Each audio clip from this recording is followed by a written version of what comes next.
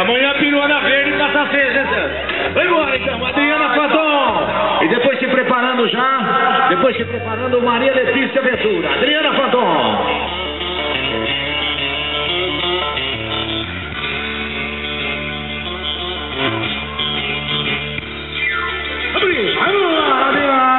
Aproveita a Adriana aí de Bariri. Adriana Fanton de Bariri. Aliás, um abraço ao povão de Bariri, o povão de Brotas, o povão de Getulina, Agudo, Paulo, toda a região. Capricha, olha cavaleiro, hein? Sensacional. Adriana Fanton agora de Bariri. Adriana Capricha, Adriana de Bariri. Essa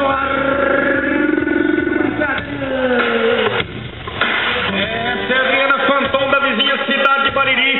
Passou nos 3 tambores, tempo dela 18.883. Grande Ayrton Fanton. Ayrton. Acabou de botar com o chapéu branquinho. Tu lavou com soda cáustica, Silvão, pra não sujar o bicho, não. Eita.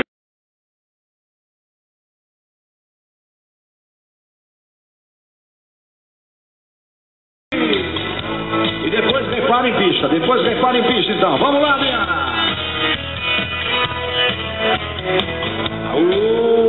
Baixa o som um pouquinho, o senhor vai pegar, o senhor tá bonitão hoje, vou pegar enxada.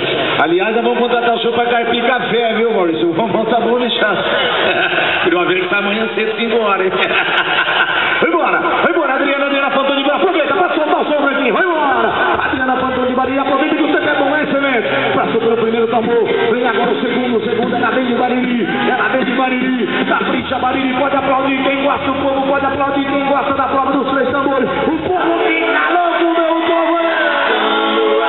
E a Adriana Fanton é cavaleira demais, tocou seu animal bastante rápido. A campeã da NBQM, terceira nacional 2011. Ela foi 5ª colocada na Esponja 1 2011. Fecha 17.914. Já estão reparando a pista. Tira essa foto que eu vou pôr num quadro.